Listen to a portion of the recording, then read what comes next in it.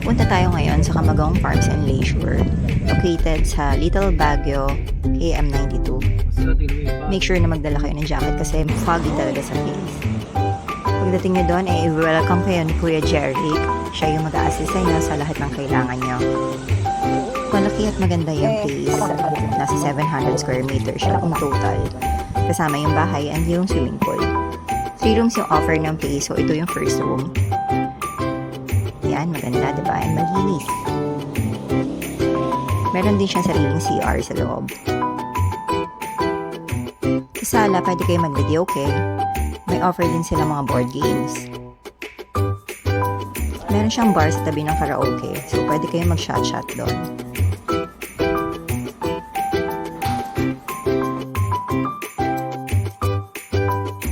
Pagdating dito sa baba, andito ang kanilang kitchen.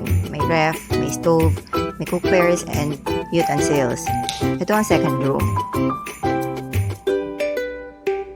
Ganda, diba? Ito naman yung third. Siguro all in all, kaya nito 15 to 20 packs sa sleeping capacity. May restroom din sa tabi na ng second and third room. Pagbukas nyo naman ng pinto sa likod, andun ang balcony. Makikita nyo yung nature. Marami dyan puno at halaman and flowers. Pwede din kayo dumaan dito sa side kung saan papunta yung swimming pool. So, bababa tayo ngayon. Ma'am, sumama si kami! Ito yung balcony yung sinilip natin kanina. Yan, pwede dyan tumambay. Sarap dito mag-coffee pag morning. Habang nadidinig mo yung huni ng ibon at malakas na hangin. Maganda rin mag-picture-picture dito.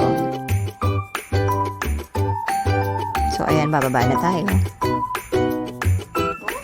Hindi naman matarik yung pababa, pero make sure na lang na humawak kayo sa railings para sa safety nyo rin.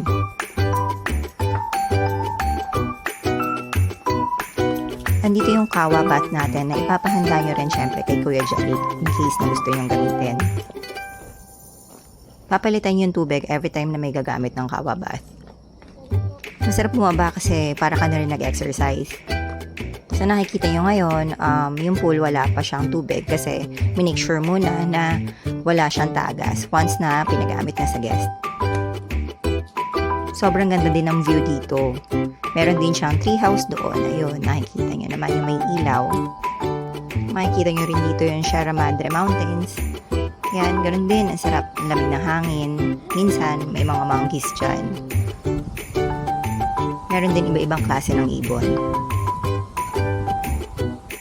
Ito yung tree house. Masarap din siya mag-hangout.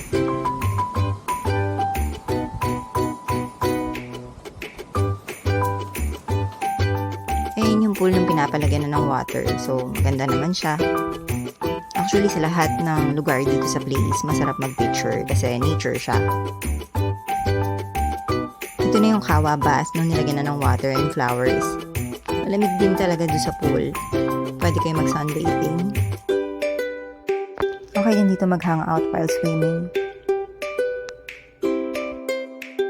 Sure ako mag-enjoy dito yung whole family. Yung pool pala, 3 to 6 feet deep siya. Akin naman tayo sa rooftop. Andito talaga yung pinakamagandang view na makikita nyo. Dito talaga masarap mag-hangout lalo na paggabi kasi dito mas ma-fog. Tapos tanaw mo dyan yung Jariel's Peak. Sa parking naman, siguro kasya dyan yung 8 cars.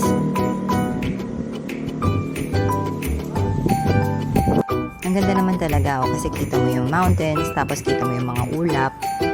Kaya siya tinawag na Little Baguio kasi nga naman Baguio feels talaga. Pwede mo dito dalhin yung mga board games. Yan. Diyan kayo mag-hangout, mag-sightseeing, tapos dalhin mo dyan yung mga niluto mo or dyan kayo mag-breakfast. Sino ba naman hindi magagandahan sa ganitong kagandang lugar? Ang lamig talaga. May time na sobrang kita yung fog. Kahit saan lugar, kitang-kita mo na talagang foggy yung place.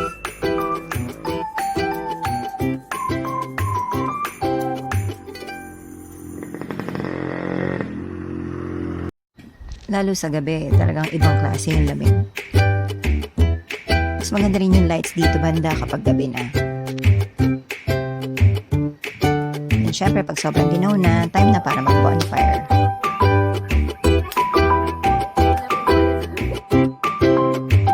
tara na dito sa Camagong Farms and Leisure. Located sa Little Baguio, kilometer 92, Infanta, Quezon.